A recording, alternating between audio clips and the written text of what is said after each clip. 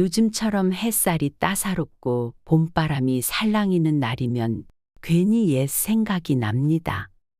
집 앞 개나리가 활짝 피고 마당에선 이름 모를 작은 꽃들이 소곤소곤 피어나죠. 참 좋은 날씨인데도 마음 한켠은 늘 그늘이 지네요. 아침이면 습관처럼 커피를 내립니다. 커피가 뚝뚝 떨어지며 풍기는 향에 문득 오래된 추억이 끼어들곤 하죠. 한 모금 마시고 창밖을 바라보면 내 인생도 이렇게 조용히 흘러가는구나 싶기도 하고요. 하지만 그 조용함 뒤엔 마음속으로 번지는 외로움과 씁쓸함이 자리를 잡습니다. 저는 김복자라고 합니다. 올해로 73, 이제는 살 만큼 살았다 싶은 나이지만요. 마음속엔 아직도 사람 사이의 말 한마디가 이렇게 큰 상처가 될 수 있구나 싶은 생각이 자주 듭니다. 오늘 제가 드릴 이야기는 말 한마디로 천냥 빚도 갚는다지만 그 말 한마디가 사람을 얼마나 외롭게 만들 수 있는지도 알게 된 이야기입니다. 며느리 민정이를 처음 봤을 때는 참 바르고 공손한 아이라는 인상을 받았습니다. 결혼 초기엔 저를 어머님이라 부르며 항상 싹싹했죠. 어머님, 음식은 어머님이 더 잘하시니까 제가 배울게요. 하던 그 말들이 아직도 기억에 남습니다. 명절 때는 작은 선물 하나라도 제 손에 꼭 쥐어주며 어머님, 이건 엄마한텐 비밀이에요. 하며 웃던 아이였죠. 처음 몇 달간은 시장에서 장을 볼 때도 민정이는 제 팔짱을 끼며 어머님, 이런 장보기는 배워야 해요. 저희 엄마한텐 이런 지혜가 없거든요. 하며 밝게 웃었습니다. 집안일을 할 때도 어머, 이건 어머님 방식이 더 깔끔하네요. 하며 제 방식을 따라하려 애썼고 저녁이면 제가 만든 찌개 하나에도 세상에, 이건 어디 레시피에도 없는 맛이에요. 하고 감탄하곤 했죠. 그 모습에 저는 참 고마웠고 마음이 놓였습니다. 이렇게 고운 며느리를 얻었으니 나는 복이 많은 사람이구나 하고 스스로를 다독였지요. 그때까지만 해도 시간이 지나며 민정이의 태도가 그렇게 바뀔 줄은 전혀 몰랐습니다. 하지만 시간이 지나면서 민정이의 말 속엔 점점 가시가 들어가기 시작했습니다. 계기는 아마도 어느 날 함께 식사하던 자리에서 제가 신문에 실린 경제 기사를 들려주며 이 회사는 앞으로 오를 것 같더라 고 말했을 때였던 것 같아요. 민정이는 그 말을 듣고는 웃으며 말했죠. 어머님, 요즘에도 그런 종이신문 보면서 주식 얘기하세요? 요즘은 실시간 데이터 안 보면 위험해요. 그때는 대수롭지 않게 넘겼지만 그 후로 민정이의 말투엔 언제나 뭔가 깔려 있었어요. 겉으로는 공손했지만 그 눈빛은 분명히 저를 뒤떨어진 사람, 시대에 맞지 않는 사람으로 보고 있었습니다. 이런 말을 들을 때면 내 마음 한편이 스르르 얼어붙는 기분이었습니다. 처음엔 무심한 농담이라 여겼지만 반복될수록 그 말들엔 분명한 의도가 느껴졌어요. 어머님은 시대에 뒤떨어졌고 별 쓸모가 없다는 식의 뼈있는 말들이었죠. 하루는 손주가 장난감을 잃어버려 울고 있을 때 제가 장롱 속에 있던 오래된 장난감을 꺼내주며 말했어요. 이거 말이야, 너희 아빠가 어릴 적 아끼던 거야. 손주는 좋아했지만 민정이는 그런 저를 보며 말했습니다. 어머님, 저희 아이한텐 요즘 감각에 맞는 장난감이 더 좋아요. 구형 제품은 소재도 불안하고요. 그 말에 얼굴이 붉어졌지만 저는 아무 말 없이 장난감을 다시 치웠습니다. 민정이는 아이를 키우는 일에서도 제가 끼어드는 걸 불편해했습니다. 오히려 방해되는 존재처럼 느껴졌죠. 며칠 후 거실에 함께 앉아 아이와 그림책을 보고 있을 때 민정이가 부엌에서 나와 말했습니다. 어머님, 아이한테 그런 방식으로 설명하시면 안 돼요. 요즘 교육은 그렇게 안 해요. 저는 잠시 멈칫하다가 조심스레 물었습니다. 그럼 어떻게 해줘야 하니? 난 그냥 재미있게 이야기 들려주는 건데. 민정이는 한숨을 쉬며 대답했죠. 요즘은 아이 자율성을 존중해야 해요. 어머님은 너무 간섭을 많이 하시니까 아이도 헷갈려요. 그 말에 다시 한번 가슴이 철렁 내려앉았습니다. 그냥 도와주려던 마음이 부정당한 기분이었죠. 그날 밤 제 방에 들어와 커피를 내렸습니다. 커피포트에 물을 붓는 손이 떨렸고 커피가 뚝뚝 떨어지는 소리가 괜히 허전하게 들렸습니다.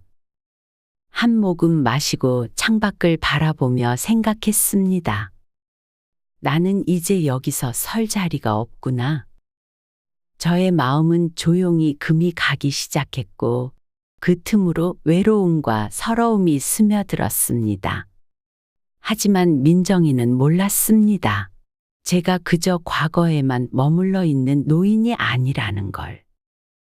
제가 매일 읽던 신문은 단순한 낭만이 아니라 정보였고 취미 삼아 시작한 주식 투자는 오랜 시간 저를 지탱해준 생활의 일부였습니다. 20년 전 시장에서 일하다 알게 된 작은 경제 세미나에서 시작된 제 투자는 조용히 커져갔고 저는 몇몇 우량주의 꾸준한 주주가 되었습니다. 친구들과 함께 주식 공부 모임도 꾸리고 작은 수익을 재투자하며 차근차근 재산을 불려왔죠. 이 사실을 가족 중 그 누구도 몰랐습니다. 보여줄 필요가 없었으니까요. 굳이 알릴 이유도 없었고요. 하지만 민정이가 점점 도가 지나치게 저를 무시하는 일이 늘어나면서 제 안의 감정도 서서히 차올랐습니다. 하루는 부엌에서 커피를 내리고 있는데 민정이가 친구와 통화하며 제 얘기를 하는 걸 듣게 됐죠.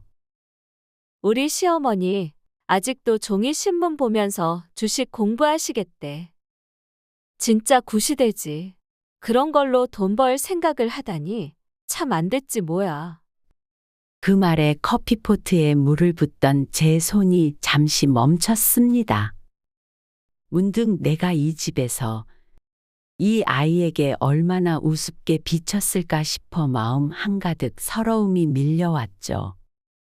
말끝마다 깔보는 투로 무시하는 듯한 시선으로 대하던 민정의 모습이 하나하나 떠올랐습니다. 그리고는 마음을 굳혔습니다. 이젠 때가 됐다. 내가 얼마나 헛되이 살아온 사람이 아닌지 제대로 보여줘야 할 시간이라는 것을. 하루는 딸 은주가 우연히 인터넷 기사 하나를 들고 저를 찾아왔습니다. 거기엔 제가 지분을 보유한 회사의 투자자 명단 중 김복자라는 이름이 작게 언급돼 있었죠. 엄마, 이거 혹시 엄마야? 저는 피식 웃으며 고개를 끄덕였습니다. 은주는 입을 틀어막고 웃으며 말했어요. 엄마, 대박이다. 세상에 엄마가 이렇게 똑 부러지게 살아온 걸 나만 알게 돼서 답답하네. 왜 말 안 하고 있었어? 며칠 뒤 제가 다니던 투자 공부 모임에서 한 지인이 실수로 제 이름이 언급된 기사 캡처를 단톡방에 올린 일이 있었습니다. 주식 커뮤니티에서도 회자되던 이야기였기에 생각보다 빠르게 동네에 소문이 퍼졌죠. 그 김복자 씨 있잖아. 대기업 주식으로 몇 억을 벌었대. 조용히 사시는 줄 알았는데 완전 능력자였네. 그 소문은 동네 마트, 미용실, 아이들 어린이집 엄마들 사이에서 순식간에 퍼졌고 결국 누군가가 민정에게도 이야기한 모양이었어요. 그날 저녁 민정은 귀가하자마자 저를 불러 세웠습니다. 어머님, 혹시 진짜 삼성 말이에요. 그 주식 어머님 맞으세요? 저는 조용히 웃으며 고개를 기울였습니다. 그게 그렇게 놀라운 일이니? 나도 사람답게 살려고 노력은 했단다. 다만 그걸 굳이 자랑하고 살 필요는 없었을 뿐이야. 민정의 얼굴이 하얗게 질렸습니다. 그제야 자신의 무심한 말과 행동들이 얼마나 부끄러운 것인지 깨달은 듯했죠. 그날 이후 민정이의 태도는 눈에 띄게 변했습니다.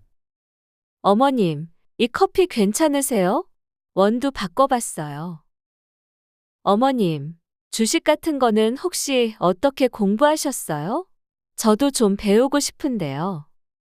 민정이의 말투가 부드러워졌고 눈빛엔 따로 계산이 숨어 있는 듯했습니다. 저는 그런 민정이를 보며 속으로 생각했죠. 이제 와서 그러면 뭐하니? 내 눈엔 돈 보이니까 그제야 보이는 거지 내가. 하지만 저는 아무 말도 하지 않았습니다. 오히려 조용히 지켜보았습니다. 나를 무시하던 이가 무엇에 흔들리는지를 확인하고 싶었거든요. 그러던 중 늦은 밤 커피를 내리며 뉴스를 보고 있던 참이었습니다. 갑자기 울린 전화벨에 심장이 철렁 내려앉았죠. 수화기 너머로 들려온 아들 혁준이의 다급한 목소리. 엄마, 민우가 갑자기 열이 40도 가까이 올라서 지금 응급실 왔어. 혹시 올 수 있어? 한치 망설임도 없이 저는 카디건 하나 걸치고 밖으로 뛰어나갔습니다. 봄밤의 공기는 싸늘했지만 제 마음은 이미 병원에 가 있었습니다. 병원에 도착하자 복도에 서 있던 혁준이가 저를 발견하고 달려왔습니다. 엄마, 다행이다.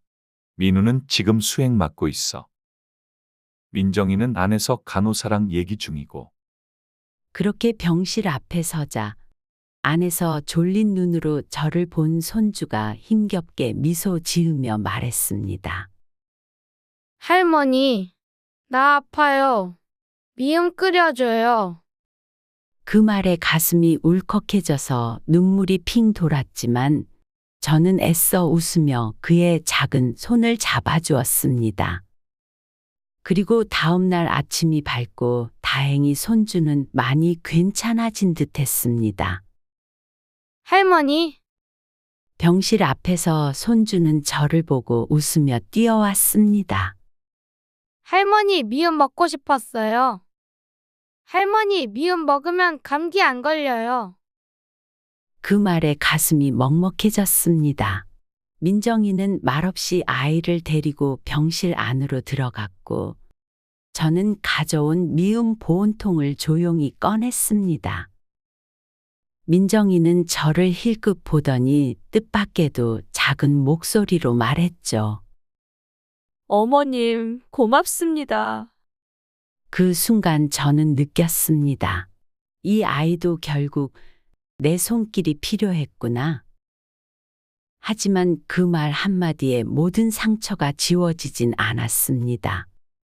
민정이가 진심으로 제 존재를 이해했는지 아니면 여전히 돈의 그림자 속에서 움직이는지는 알 수 없었으니까요. 며칠 후 민정이는 저를 따로 찾아왔습니다.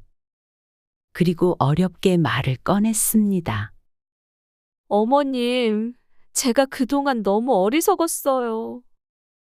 옛날 세대는 고리타분하고 요즘 세대만이 맞다고 착각했어요.